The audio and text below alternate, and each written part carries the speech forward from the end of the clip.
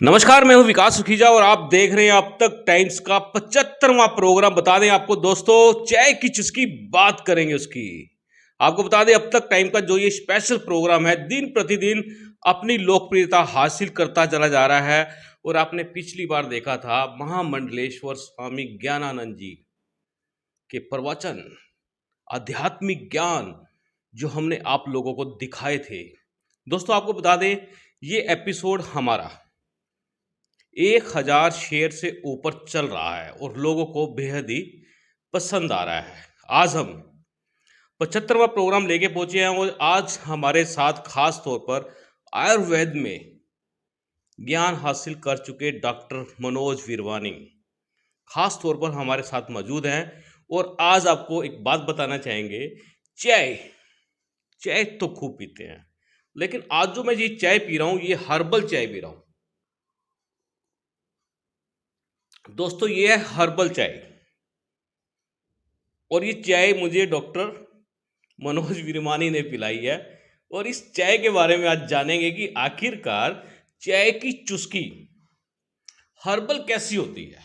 मैं आपको खास तौर पे आज बताऊंगा कि हर्बल चाय की चुस्कियां किस तरह से ली जाती हैं और उसके फायदे क्या होते हैं। सबसे पहले डॉक्टर साहब, आपका टाइम्स के स्पेशल प्रोग्राम चाय की चुस्की बात करेंगे, उसमें बहुत बहुत स्वागत है। धन्यवाद विकास जी। आपका जो ये कार्यक्रम है मैं लगातार देखता हूँ और चाय की चुस्की बात करेंगे उसकी, तो आज आपने बात शुरू कर दी हर्बल चाय से जी तो फिर हर्बल चाय यानी आयुर्वेद। जी तो आज बात करेंगे आयुर्वेद पे और आप भी अपना अनुभव शेयर करेंगे और मैं तो करूँगा ही करूँगा।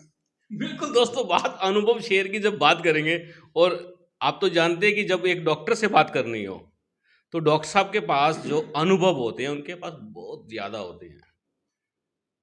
और बात पत्रकार की करें तो पत्रकार के पास भी कम नहीं होते हैं दोस्तों। चाय पी जाती है खूब, हर तरह की चाय। आज बहुत डॉक्टर साहब बहुत तरह की चाय चल रही है। लेमन टी चल रही है, हर्बल टी चल रही है, आयुर्वेदिक टी चल रही है, और वो चाय के नाम पे काढ़े चल रहे हैं, वो भी चाय चाय होती है। तो बहुत तरह की चाय चलती है।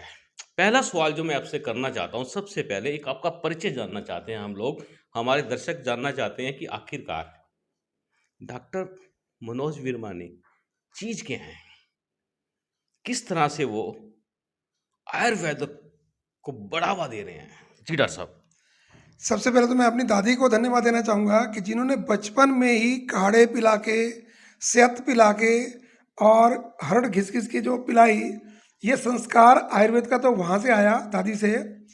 फिर जिस सिस्टम में हम चले, लोग +2 करने के बाद पीएमटी दे के और मेडिकल एमबीबीएस करने के लिए लोग अग्रसर होते हैं। पर मेरा जो पढ़ाई थी या जो मेरा फैमिली बैकग्राउंड था, जो मेरे को संगठन के संस्कार थे, ये था कि हमने जो करना है तो अपनी भारतीय चिकित्सा पद्धति में ही आगे बढ़ना है।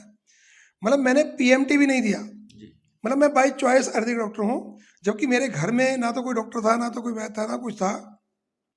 उस समय में हमने आयुर्वेदिक कॉलेज में एडमिशन लिया और उस समय फिर एक सौभाग्य और मिला कि मेरे सीनियर थे डॉक्टर बलदेव, जो कि आज श्री कृष्णा आयुष यूनिवर्सिटी के माननीय वाइस चांसलर हैं। वो मेरे रूममेट बने और उन्होंने मुझे कहा कि भाई तू फर्स्ट ईयर में और मैं प्री फाइनल में, तो चरक संहिता हमारी एक पुस्तक होती है, उन्होंने प्री फाइनल की पुस्तक मुझे फर्स्ट ईयर में पढ़ा दी और ये कहा कि फर्स्ट ईयर में भी यही आना है और फाइनल में भी यही आना है।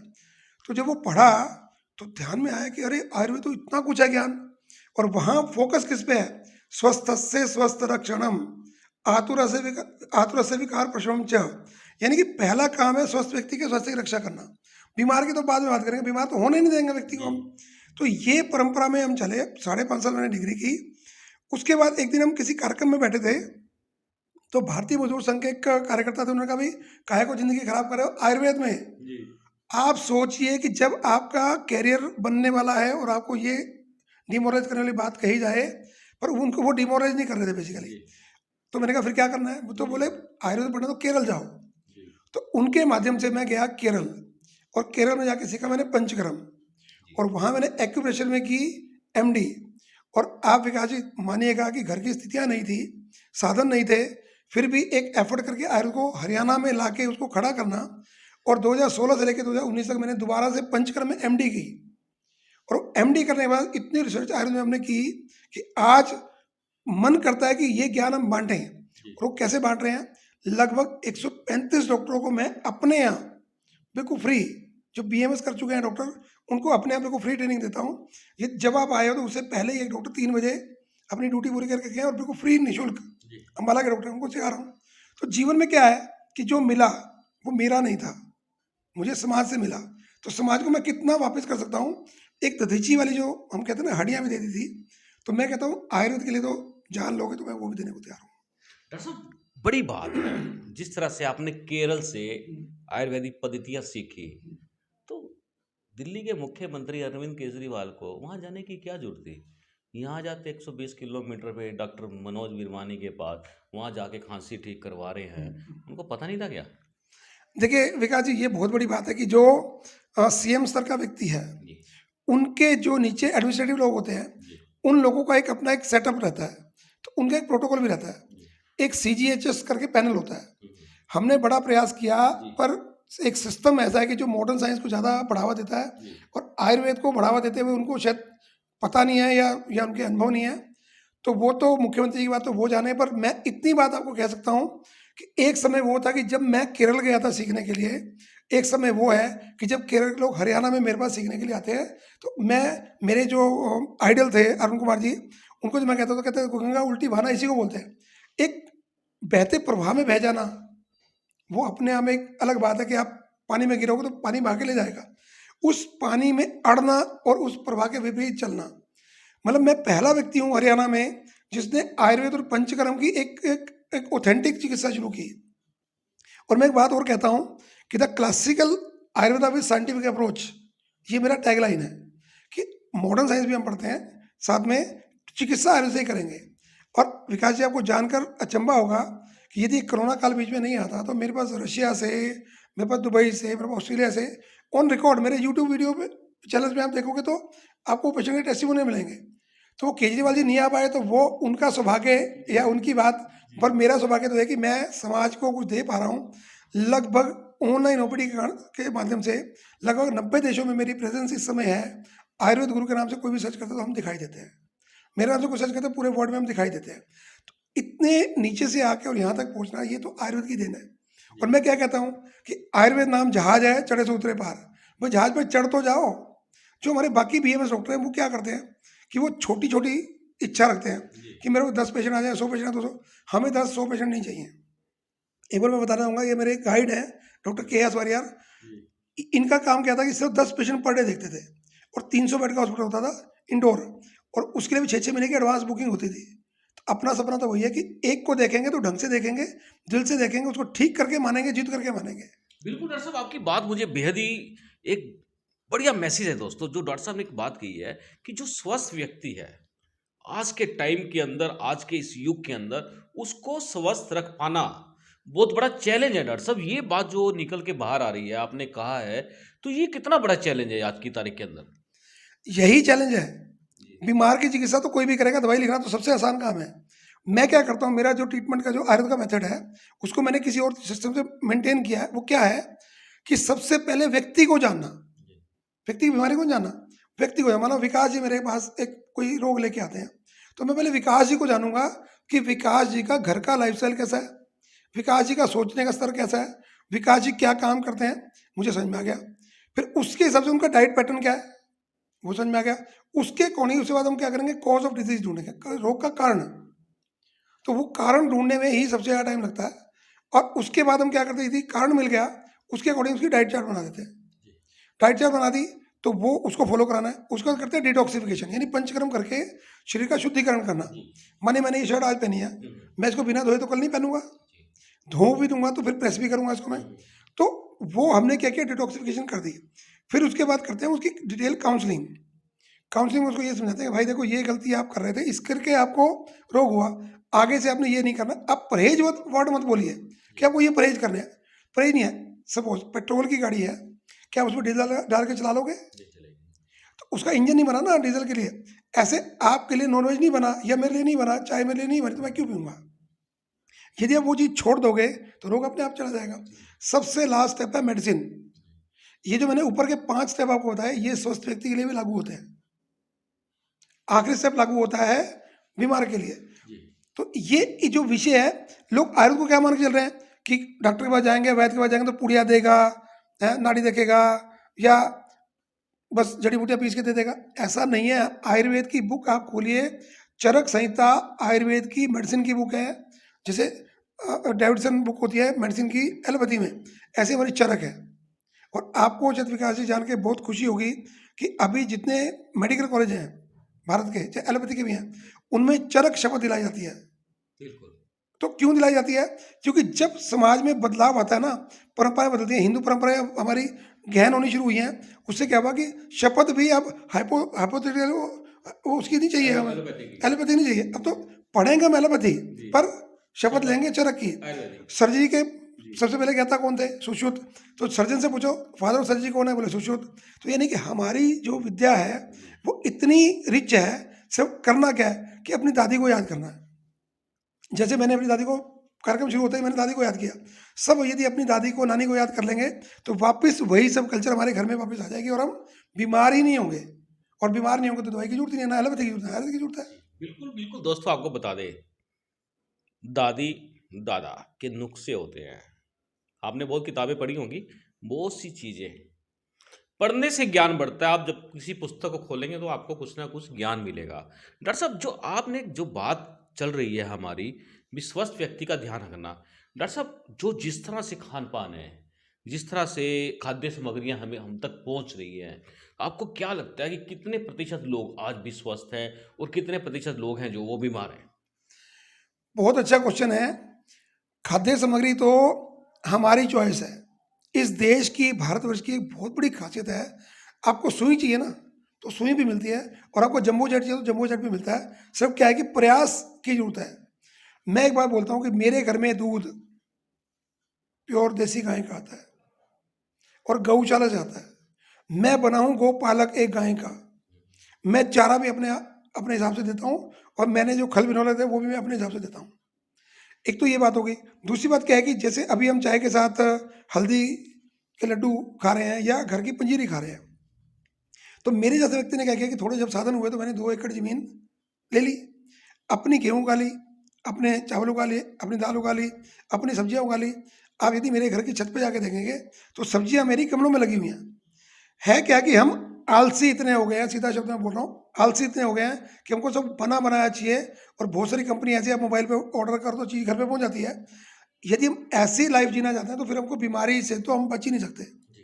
आपका क्वेश्चन ये था कि कितने परसेंट हेल्दी और कितने परसेंट बीमार है। यहाँ मैं ये कहूँगा कि आज भी बहुत से लोग जिनकी उम्र 80 साल है वो बिना बीमारी के जी रहे हैं। मेरे को मिलते हैं लोग, और ऐसे भी हैं जिनकी उम्र 6 साल है, वो बहुत सारे अनेक रोगों से ग्रसित है। गलती कहाँ पे है? जब माँ को प्रेगनेंसी हो रही थी, उसको क्या खाया उसने? उसने गोलगप्पे खाए। गोलगप्पे तो हमारी पुरानी माएँ भी खाती थी, पर गोलगप्पे कौन से खाती थी? जो घर में बनते थे। और घर पे बनते तो केमिकल का पानी मसाला नहीं होता था। अभी तो क्या है कि आप पैकेट खोलो, पानी में घोलो, गोलगप्पे का पानी तैयार हो गया। तो यानी कि प्रिजर्वेटिव डाले हो, केमिकल डाले हो। तो अब विषय यहाँ पे ये जुड़ता है विकास जी, ये विषय नहीं है कि कितने बीमार कितने ठीक, कितने लोग ठीक होना चाहते हैं, विषय ये है। कितने लोग अपने आप को मेंटेन करना चाहते हैं, ये विषय है। पर एक बड़ी खुशखबरी की बात है कि जब मैंने यहाँ से 26 साल पहले प्रैक्टिस शुरू की थी, तब लोग आयुर्वेद का नाम लेने से डरते थे। आज लोग आके बोलते हैं डॉक्टर साहब पंचकर्म कराना है। मैं कहता हूँ कौन सा पंचकर्म कराना है? बोले ये तो नहीं पता, पर ये अचीवमेंट बहुत है कि पंचकर्म कराना है, शोधन कराना है, रिजुविनेट कराना है। तो अब मैं ये कहना चाहता हूँ कि पॉइंट इतना ही है कि हम खुद को मेंटेन करना चाहते हैं तो गूगल पे भी बहुत कुछ मिलता है। और हम जैसे जो हम अब तक पे बात कर रहे हैं, चाय की चुस्की पे बात कर रहे हैं, तो हम भी तो यहाँ ज्ञान ही तो बांट रहे हैं। आप उसमें से कितना लेना चाहते हो वो तो आपकी झोली है, आपकी कैपेसिटी है। तो अपनी कैपेसिटी के हिसाब से हर व्यक्ति स्वस्थ रह सकता है, और स्वस्थ रहना ही चाहिए। आयुर्वेद ये बोलता है कि आपका जीवन 100 साल तक बिना बीमारी के निर्बाध, एक वर्ड है निर्बाध, यानी कि बीच में अड़ेगा कुछ, कुछ नहीं अड़ेगा। निर्बाध, निर्बाध, निर्भाग, निर्बाध, निर्बाध है, निर्भाग नहीं है। बाध, बाध, बाध मतलब अड़चन नहीं कोई आएगी। अड़चन नहीं आएगी। निर्बाध दोस्तों, ये आप ध्यान से सुनना, निर्बाध मतलब किसी भी तरह की कोई कोई बाधा नहीं आएगी। निर्भाग नहीं। निर्भाग आजकल लोगों का दिमाग बड़ा खराब कर देता है। उन नेताओं के साथ जुड़ जाते हैं, नेता उनको बढ़िया बढ़िया से प्रलोभन देते हैं, नई नई चीज़ें उनको दिखाते हैं, सपने रंगीन, और फिर बाद में जब वो कुछ बन जाते हैं नेता, और फिर उस बंदे की तरफ ध्यान नहीं देते, फिर वो बंदा धीरे धीरे महसूस करता है डॉक्टर साहब मैं यार निर्भाग हो गया हूँ, उसने मुझे दिया नहीं है। दोस्तों ऐसा नहीं है, ये मानसिक परेशानी जरूर हो सकती है, अपने आप पैदा की गई परेशानी। आप निर्भाग नहीं हैं, आप निर्वाक जरूर बने। क्या बात है डॉक्टर साहब, आपने एक बहुत बड़ी बात कर दी बातों बातों के अंदर, कि वो बात मुझे बेहद ही, मुझे आज से 40 साल पुराने एक सोच पर ले गई कि गोरक्षा अभियान चलते थे, गोधन बचाओ चलते थे। लेकिन आपने आज इस चर्चा के अंदर ऐसा पॉइंट, ऐसी बात हमें दे दी है जिसके बारे में दोस्तों अब वो फार्मूला निकल गया कि गाय की रक्षा कैसे होगी। डॉक्टर साहब आपने बात कही है कि एक गाय को आप अडॉप्ट कर लो, गौशाला में है बेशक, वहीं रहेगी, वहीं खाएगी, वहीं पिएगी, वहीं सब कुछ होगा, लेकिन उसको आप अडॉप्ट कर लो। उस गाय की केयर जैसे मैं करूंगा, आप कर रही हो या कोई और कर रहा है, तो ये तो बहुत बड़ी पहल है डॉक्टर साहब, आपने तो बहुत बढ़िया बात कही है और आप कर भी रही हैं इस पे। देखिए, आपको ध्यान होगा कि जब हम कॉलेज में पढ़ते थे तो हम अनेक संगठनों से जुड़े हुए व्यक्ति थे, और हिंदू धर्म में हम क्या मानते हैं, गाय हमारी माँ है। क्या माँ कभी लाचार हो सकती है? मैं नहीं मानता लाचार होती है। माँ बेड पे भी पड़ी होगी ना, तब भी वो आशीर्वाद दे रही होगी, बच्चा ये वो करके। गाय की भी एक खासियत है कि यदि वो दूध नहीं भी दे रही है, उसका गोबर, उसका मूत्र, कल को मर जाएगी तो उसकी चमड़ी भी काम आती है। ऐसा वो जानवर जिसको हम गऊ बोलते हैं, शरीफ जिसको बोलते हैं शरीफ, हम क्या कर रहे हैं, उसको सड़कों पे छोड़ रहे हैं। ऐसे कैसे छोड़ रहे हैं भाई? वो गायें तो आज इतनी कीमती हो गई, उसका जो गोबर है वो गोवर्धन कहलाता है। गोवर्धन का बिल्कुल सही बात। वो गोवर्धन तो कृष्ण जी की बात हो गई, गोवर्धन मतलब गोबर से धन मिलता है। और मैंने अभी 3-4 दिन पहले एक वीडियो देखा, मुझे तो बड़ा अच्छा लगा कि गोबर से गो कास्ट बनाई, लकड़ियां बनाई इतनी बड़ी बड़ी, और शमशान में यदि चिता जलानी है तो पेड़ नहीं काटने इसे। और भोपाल में उसको क्या बोला उन्होंने कि जो गो कास्ट से चिता जलाएगा वो तो वीआईपी है। ये कल्चर खड़ी कर दी उन्होंने। और मैंने अपनी मिस से बात की तो उन्होंने कहा जी करनाल में ये काम हम शुरू कर सकते हैं क्या? तो मुझे उसके लिए जाना है भोपाल, वो प्रोजेक्ट सीखने के लिए कि वो मशीन जो है जितने की भी होगी, प्रयास करूंगा कि ला के और यहाँ किसी गौशाला को डोनेट करके वहाँ से करेंगे। यह बात चली थी स्वास्थ्य की। हम बोलते हैं कि हम जो अन्न खाते हैं उससे हमारा बढ़ावा होता है। हम जब पैदा होते कितने थे? 2.5 किलो, 3 किलो, 3.5 किलो के होंगे। पर आज हम 70 किलो 80 किलो के हैं, तो कैसे हैं? हमने अन्न खाया ना। अन्न क्या खाया हमने? हमने जंक फूड खाया या हमने बादाम खाए? हमने सेब खाया या हमने जूस पिया? जूस कौन सा पिया? केमिकल वाला पैक्ड जूस पिया, फ्लेवर्ड पिया, या फ्रेश जूस पिया? तो ये आयुर्वेद क्या बताता है? आयु जमा वेद। आयु है जीवन, आयु उम्र नहीं है कि मैं 50 साल 52 साल ना। आयु मतलब जीवन, उस जीवन को जीने की जो कला है, जो ज्ञान है, उसको बोलते हैं आयुर्वेद। तो इसने पहला काम क्या कहा? यदि चरक संहिता में 1 लाख श्लोक हैं तो आप ये मानिए उसमें से 75,000 श्लोक तो इसी बात पे हैं कि आप स्वस्थ कैसे रहोगे। आप पैदा हुए तो बच्चे के लिए माँ ने कैसे कैसे जीवन बिताना है। यदि बच्चे को रोग हो तो माँ का इलाज करना, बच्चे का इलाज नहीं करना। तो इतनी गहराई उसमें है, आज मॉडर्न साइंस उसके 1/3 भी पहुंच नहीं पाई है। हम कहाँ भाग रहे हैं कि अभी गोली खाएं और हमारा दर्द ठीक हो जाएगा। पर कारण क्या था? पेट में दर्द हुआ तो कारण क्या है? कारण ये था कि मैंने कल रात को कड़ी चावल खा लिए और ऊपर से मैंने पी लिया कॉफी। क्या सोच के पी लिया कि ये हजम हो जाएगा? अरे भाई, दूध और दही कैसे एकदम वो दोनों का वो है ना, तासीर चेंज हो जाती है, तासीर चेंज होगी। तो उससे क्या हुआ? पेट में उठे मरोड़। अब मरोड़ उठे तो आपको आगे 2-3 मोशन। आप बॉडी तो रिएक्ट करके क्या कर रही है? उसको बाहर निकालना चाह रही है कि निकले बाहर। हम क्या करें? नो नो नो नो, हम तो क्या करते, गोली खाई, उसको रोक लिया। जब रोकेंगे तो क्या होगा? वो ब्लड में जाएगा और स्किन में कोई ना कोई बीमारी आपको दफड़ लग जाएंगे, या खारिश होनी शुरू हो जाएगी, या उल्टियाँ शुरू हो जाएंगी, या आपकी जीभ कोटिट हो जाएगी, या आपका सिर दुखना शुरू हो जाएगा। मैं एक ही बात बोलता हूँ, आयुर्वेद का सिद्धांत एक है, निदान परिमार्जन। निदान यानी कारण, परिमार्जन यानी इसको छोड़ना। यदि इतना काम आप कर लोगे तो जिंदगी में बीमार ही नहीं होगे। भाई इंसान है, गलती तो हर कोई करता है। कहीं स्वाद में खा लिया, कहीं किसी के लाड में खा लिया, किसी के प्रेशर में खा लिया। पर नॉन वेज आज की डेट में लोगों ने क्या कर लिया? एक फैशन हो गया, कल्चर हो गया। पार्टी हुई, यदि शराब नहीं पिलाई और नॉनवेज नहीं दिया, बोले यार मैं उनके घर गया तो कुछ खवाया ही नहीं, तो ये नहीं चाहिए। आप किसी जीव को मार के उसको खा रहे हो और फिर कह रहे हो मेरे को मजा नहीं आया, तो ये तो कोई बात नहीं बनी। आपके बच्चे को कोई काट के खाएगा तो अच्छा लगेगा क्या? ये आयुर्वेद सिखा रहा है आपको। मैं नहीं कह रहा आयुर्वेद में मांस का प्रयोग नहीं है। आयुर्वेद में मांस का प्रयोग कहाँ है? जब कोई बहुत भयंकर रोग में आ गया, किसी खून की कमी हो गई, तब खून चढ़ाने की बात तो हम भी करते हैं, मॉडर्न साइंस भी करती है। तो उतना आयुर्वेद यूज करें जितना नॉन वेज यूज करें जितना हमें बड़ा एक कंपलसरी हो, अदरवाइज तो हम बिल्कुल स्वस्थ जी सकते हैं।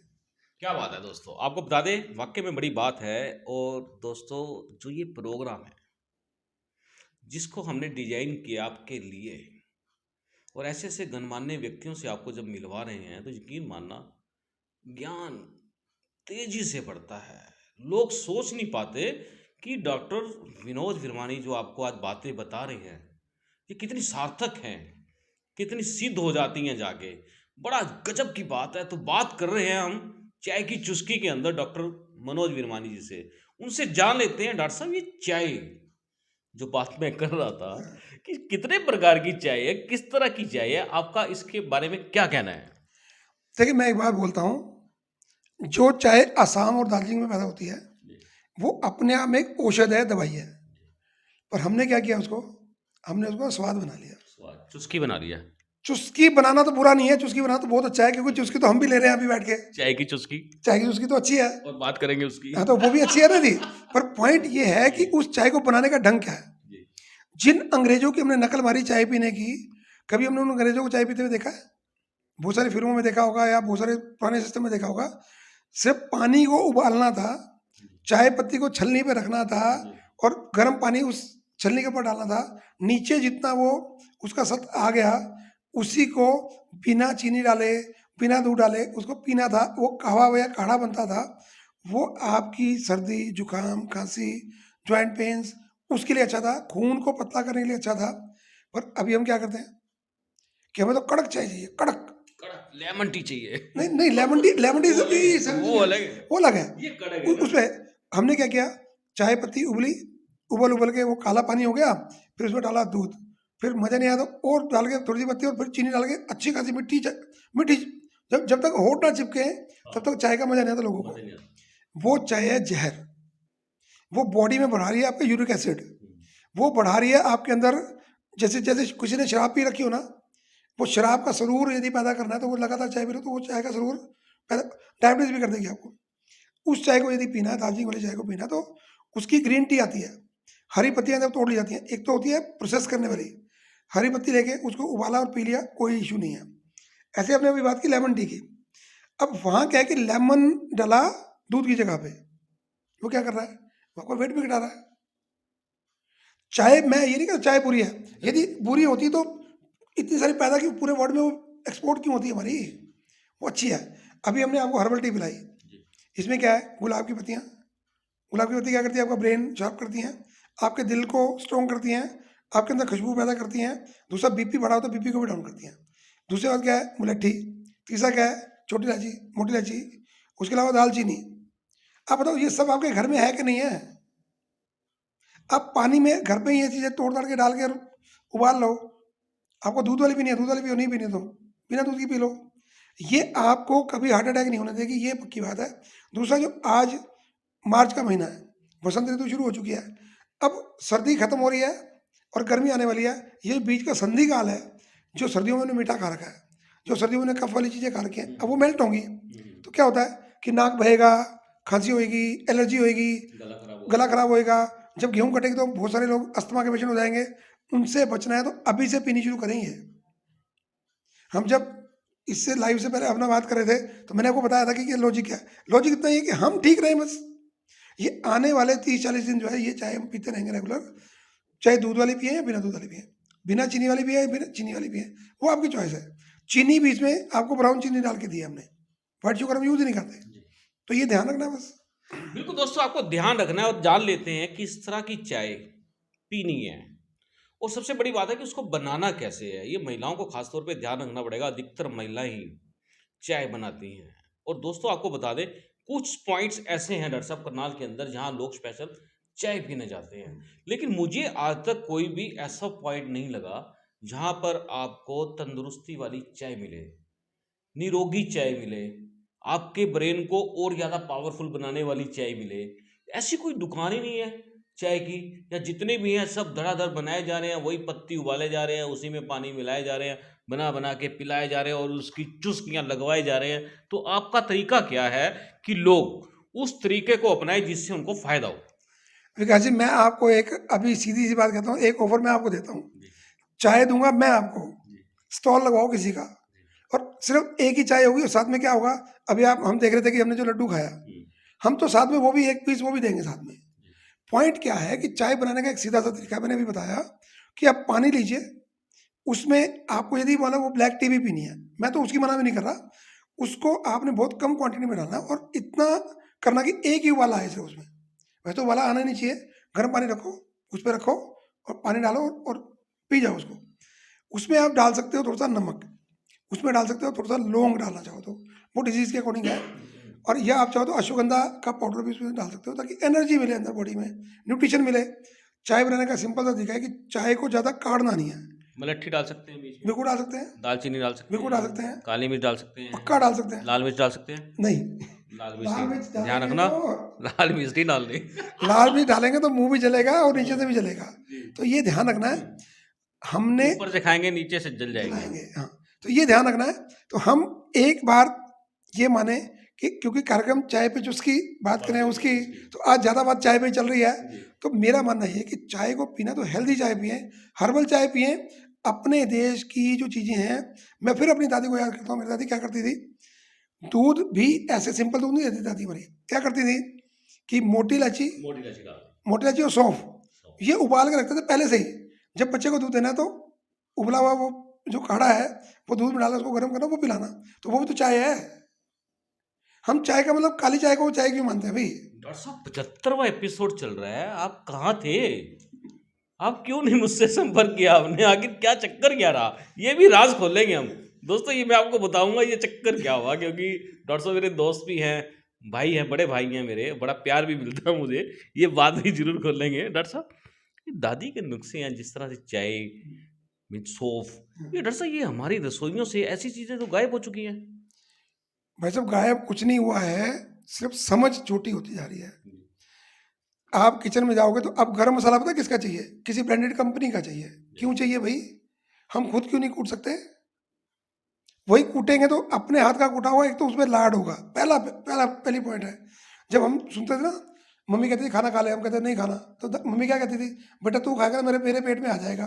तो तब मुझे यूँ लगता था यार मैं खाऊंगा मेरी माँ के पेट में कैसे जाएगा, या मेरी दादी के पेट में कैसे जाएगा। वो भावना होती थी, भावना, माँ की भावना तो आज भी वही है, पर थोड़ी थोड़ी मॉडर्न हो गई है, तो फिर भी भावना तो वही है। तो यदि ये चीज़ें आप देखो कि रसोई में है, पर क्या है कि भावना मैंने कौन सी भावना, कौन सी भावना? प्यार की भावना जो है ना जी, अभी क्या है, This is important for you and your loved ones. Choose a policy today from Star Health Insurance. हो क्या गया है कि हर घर में यदि 10 लोग हैं ना जी, तो 10 लोग अपना अपना मोबाइल लेके अलग अलग कोने में बैठे हैं।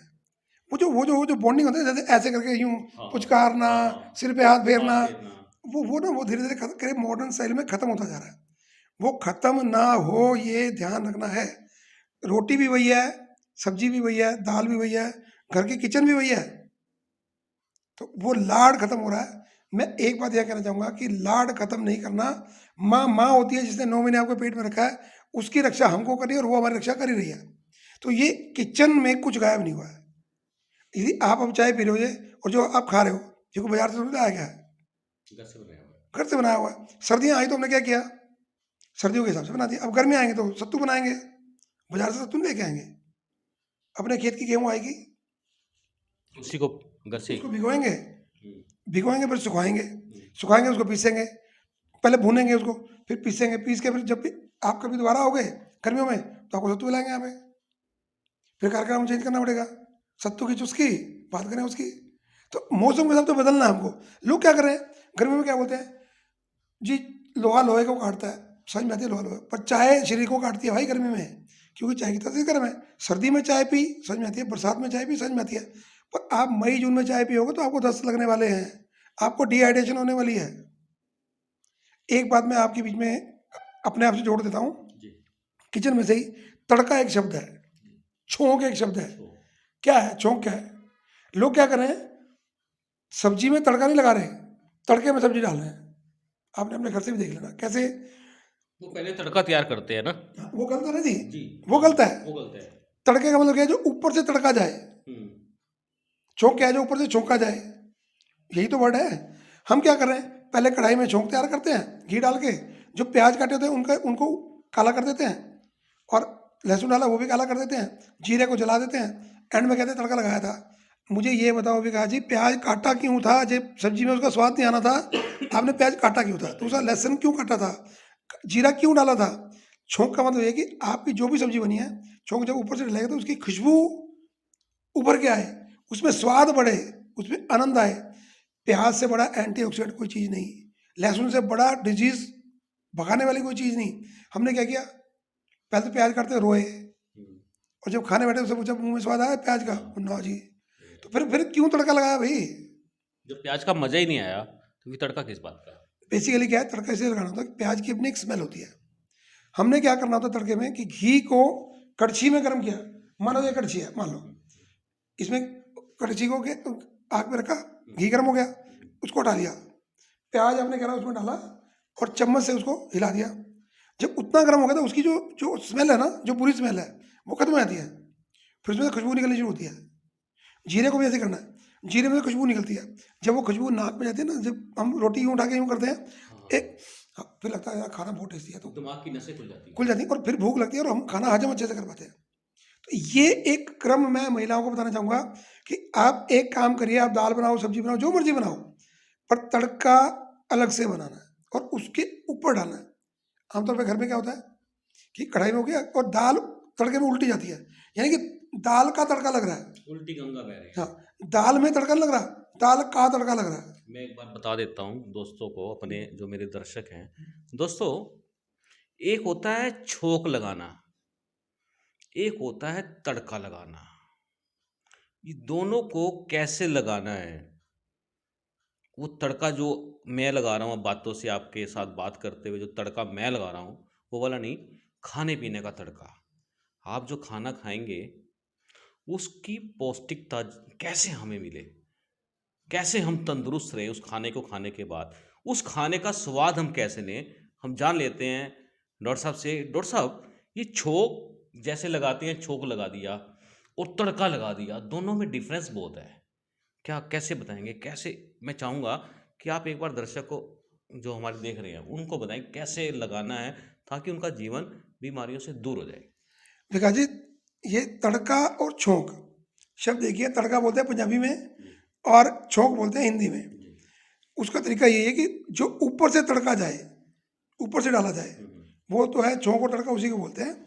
मैंने अभी बताया कि आप देसी घी, सरसों का तेल, चाहे तो सर्दियों में तिल का तेल, उसको आपने क्या करना है, किसी चौड़ी कड़छी में गरम करना है। वो गरम करके उसमें आपने जीरा डालना है, मतलब आपने आग के ऊपर लगना है उसको, उसका धुआं नहीं। यदि घी का धुआं निकल गया, घी हो गया जहर, वो बन गया सैचुरेटेड फैट।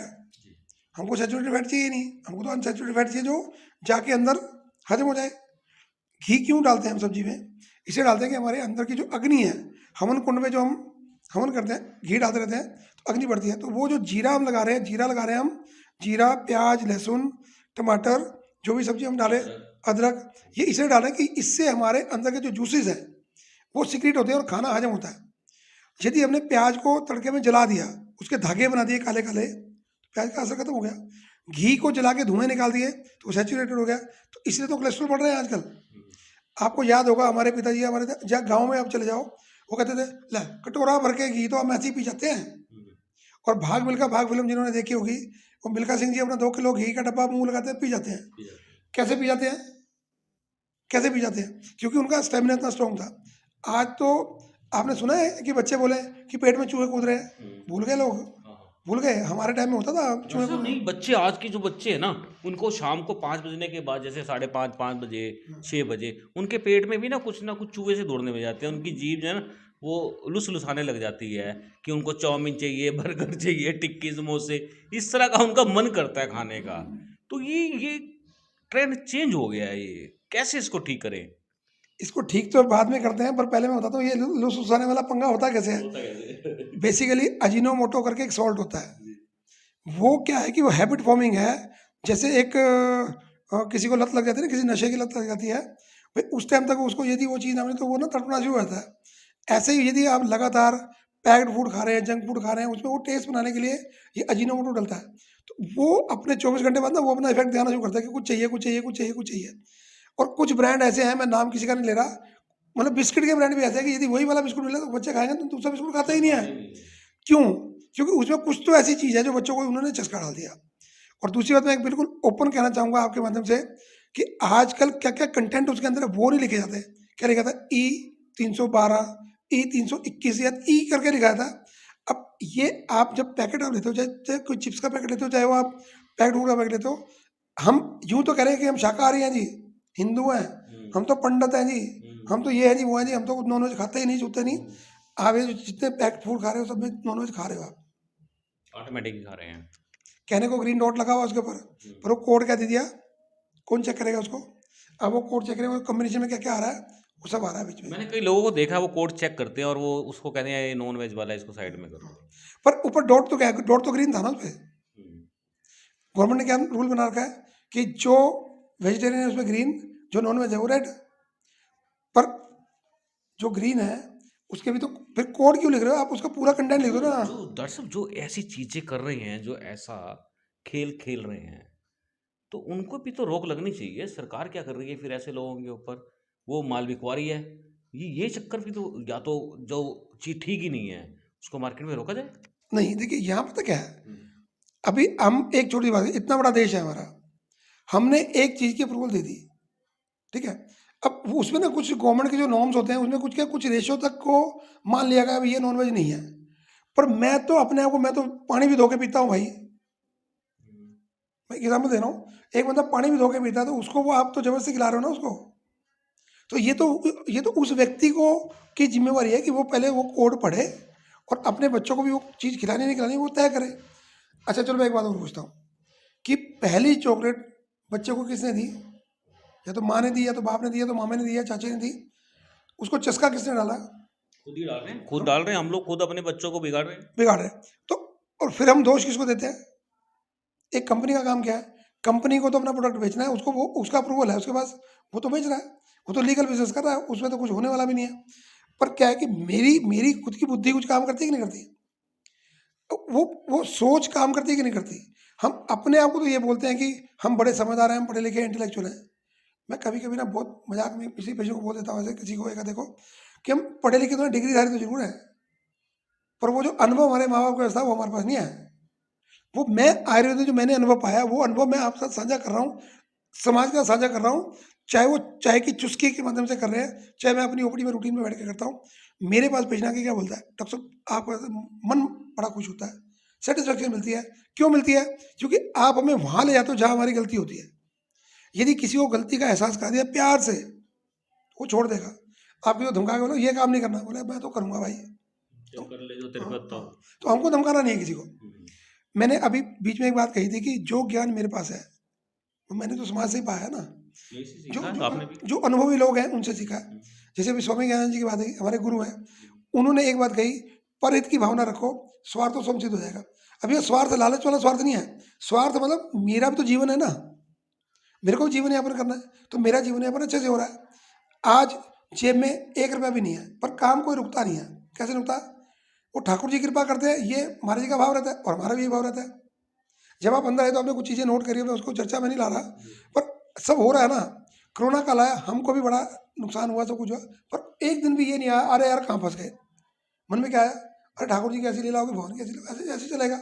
और आज क्या हम समाज में नाम नहीं रखते, या विश्व में हमारा नाम नहीं है, या आयुर्वेद के लिए हम कुछ नहीं कर पा रहे।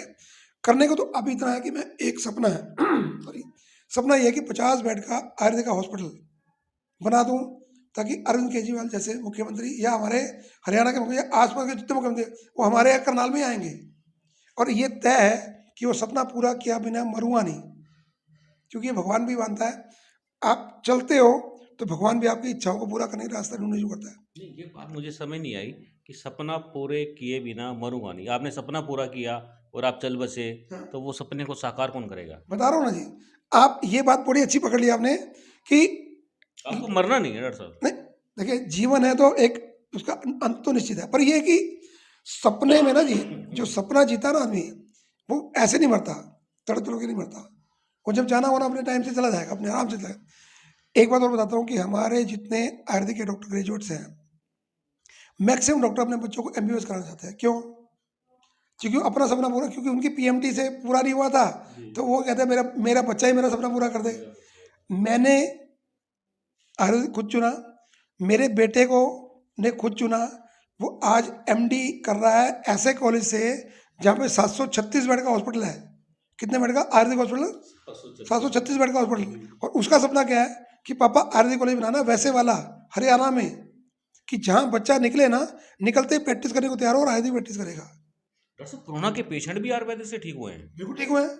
हम लोगों ने क्या किया, हमने संगठन के माध्यम से, जब कोरोना की पहली वेव शुरू हुई थी, तब 30,000 पैकेट काढ़े के हमने यहाँ से आयुर्वेद को फ्री बांटे हैं। बिल्कुल फ्री बांटे हैं, उसकी कोई कीमत नहीं है, वो अनमोल है। वो तो फिर मुझे ये सौभाग्य मिला कि जो कोरोना वॉरियर्स थे उनको सम्मानित करने का मौका मिला। आप विकास जी मानोगे मैंने कैसे सम्मानित किया उनको? जब मैं सिविल हॉस्पिटल में गया सम्मानित करने के लिए, मैं कोई गिफ्ट नहीं लेके गया, कोई बड़ी चीज़ नहीं लेके गया। मेरे घर के पीछे पार्क है, उसमें चमेली के फूल लगते हैं बहुत अच्छे, पिंक कलर के और सफेद कलर लगते हैं। मैं तो टोकरी भर के ले गया उसकी। और आगे जब मैं डॉक्टर को करता हूँ, एक डॉक्टर ने मुझे कहा, डॉक्टर साहब बाकी सब छोड़ो, ये जो स्वीपर है ना जी, यदि ये ना हो तो हम डिलीवरी नहीं कर सकते। और सबने पहनी हुई पीपी किट, शक्ल मुझे किसी की दिख नहीं रही। और मैंने क्या किया, वो लड़की बहुत छोटी है, होगी मेरी से उम्र में, और मैंने क्या किया, मैंने वो फूल लिए उसके चरणों में, उसको लगा मेरे पैर छू रहे हैं। मैं कहा बेटा पैर नहीं छू रहा, तेरे पैरों में बरकत है। ये तेरे पैरों को मैं पूछना चाहता हूँ कि तुमने इतना किया तो ये इतना भाव है, ये भावुक ट्रीटमेंट है। डॉक्टरों को समझ तो सबने किया, सर्टिफिकेट लोगों ने दिए, हमको भी दिए सर्टिफिकेट, कोरोना वायरस का सर्टिफिकेट हमको मिले। पर नहीं, वो व्यक्ति जिसको कोई पहचानता नहीं है, उस व्यक्ति की पूजा आप करोगे तो वो कैसे काम नहीं करेगा। आज भी वो लेडी कभी मिलती है, यहाँ आती है, तो आज भी वो दिन याद करते, मेरे आंसू निकल आते हैं उसको देख के। आप देखिए कि आयुर्वेद क्या कह रहा है। आयुर्वेद बात कर रहा है शरीर के साथ इंद्रियां, इंद्रियों के साथ मन, मन के साथ बुद्धि, और बुद्धि के साथ आत्मा, और आत्मा जुड़ा हुआ परमात्मा।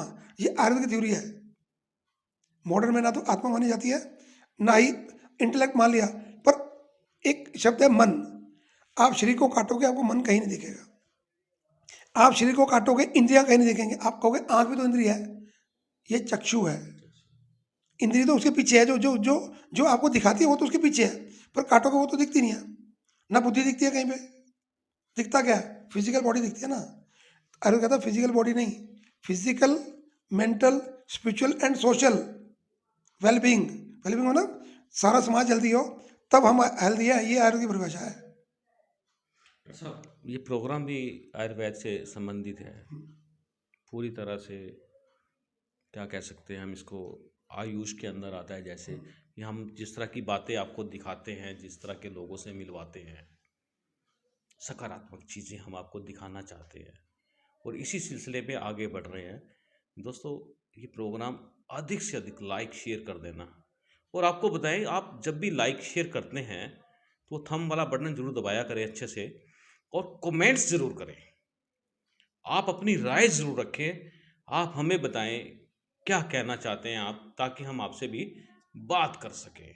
और दोस्तों, मैं आपसे विनती करता हूं कि जो भी व्यक्ति मेरे प्रोग्राम में आना चाहता है, मुझे फ़ोन करे और मैं उनका टाइमिंग सेट करके फिर उनसे हम बात करेंगे। इसी चक्कर में डॉक्टर साहब ने 74 प्रोग्राम निकाल दिए।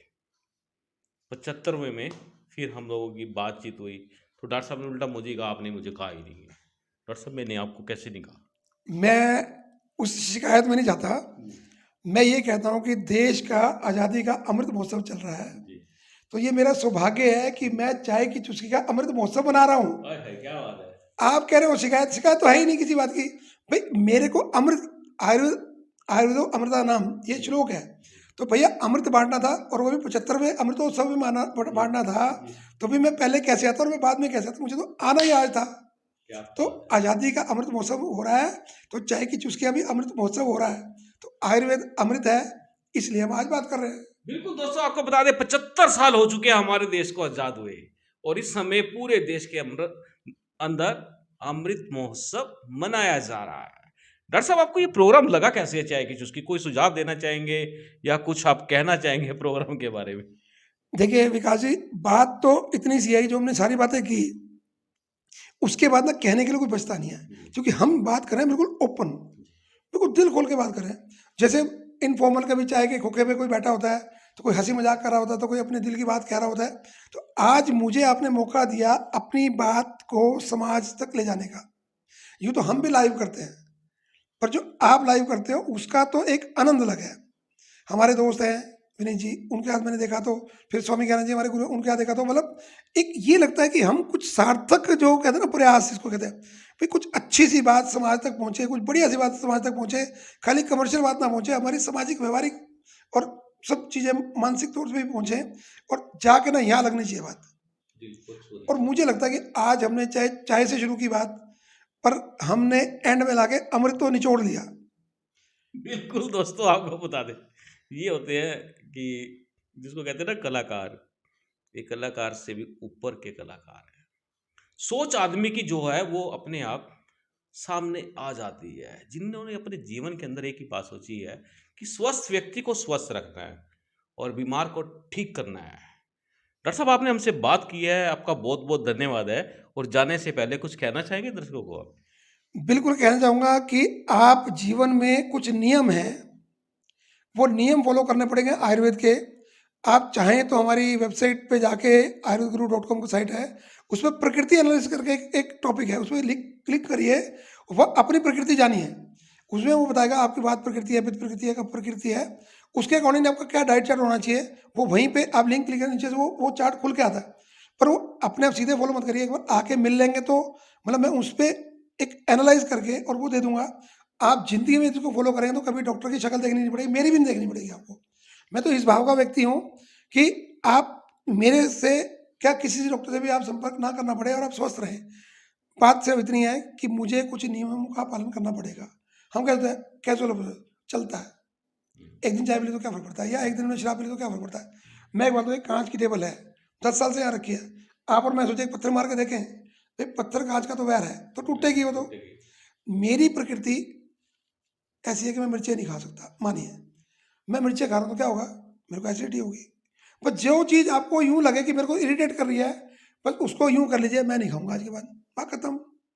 ये आयुर्वेद का इलाज है। इतनी सी बात आप ध्यान रखेंगे तो आप स्वस्थ रहेंगे। एक बात और जोड़ देता हूँ, किसी भी आयुर्वेदिक फिजिशियन का घर का बना हुआ च्यवनप्राश पूरा साल आप खाएं तो आप ना तो कभी बूढ़े होंगे, ना तो कभी जोड़ों में दर्द होगा, ना जवान होंगे। नहीं जवान तो है ही है, नहीं, ना बूढ़े होंगे ना जवान होंगे। मैंने जवान तो नहीं कहा, मैं तो कहा बूढ़े नहीं होंगे, मतलब उम्र तो बढ़ेगी। भाई मान लो हमारी आज 50 साल उम्र, तो स्थिर हो जाएगी और चेहरे पे ग्लो भी रहेगा। ये आप ध्यान रखिए। मैंने क्यों कहा कि किसी भी आयुर्वेदिक डॉक्टर का घर का बना हुआ, क्यों? क्योंकि वो डॉक्टर कम से कम ताजे आंवले से तो बनाएगा। और एक तो ये लॉजिक तो लोगों ने लगा लिया कि च्यवनप्राश सिर्फ सर्दियों में खाया था, गर्मियों में नहीं खाया था।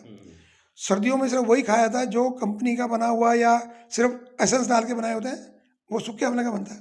ताजे आंवले का जो बनता है वो पूरा साल। और यदि चरक संहिता, बार बार मैं नाम ले रहा हूँ, आप चरक संहिता उठा के पढ़ लीजिए, उसमें लिखा है वर्ष पर्यंत, सीधा बोले वर्ष पर्यंत, यानी पूरा वर्ष च्यवनप्राश खाना होता है।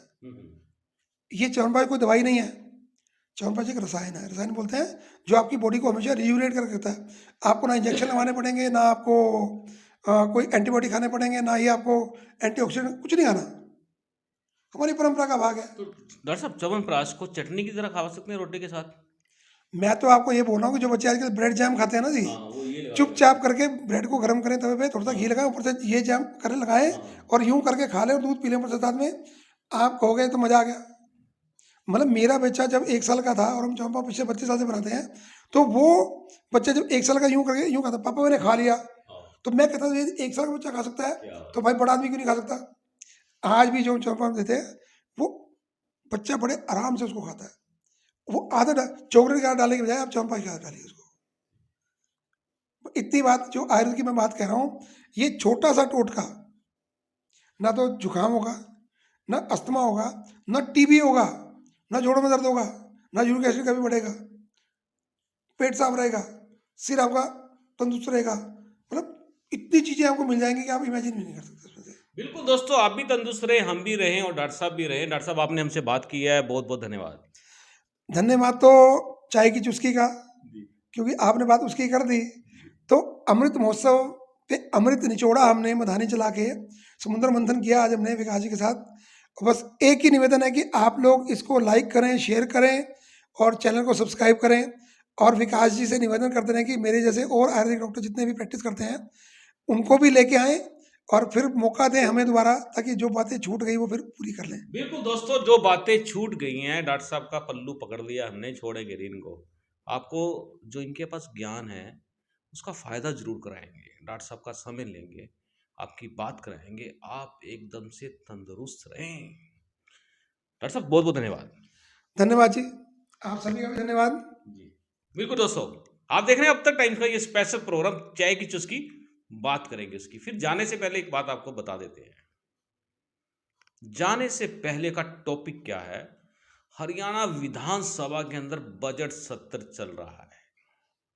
देखिए क्या किसको मिलता है, क्या हरियाणा के लिए होता है, लेकिन अभी तक जो हुआ है उसमें से सबसे बड़ी बात मैं आपको बता देता हूं कि धर्मांतरण को लेकर जो सदियों पुरानी मांग थी, हरियाणा सरकार ने कानून बना दिया है। इसके लिए हरियाणा के मुख्यमंत्री मनोहर लाल जी खासतौर पर बधाई के पात्र हैं। हम भी उनको बधाई देते हैं, उनका धन्यवाद करते हैं और आप भी सब बने रहें। आप देख रहे हैं अब तक टाइम का स्पेशल प्रोग्राम चाय की चुस्की, बात करेंगे उसकी। मैं हूं विकास वीजा। नमस्कार, जय हिंद, जय भारत।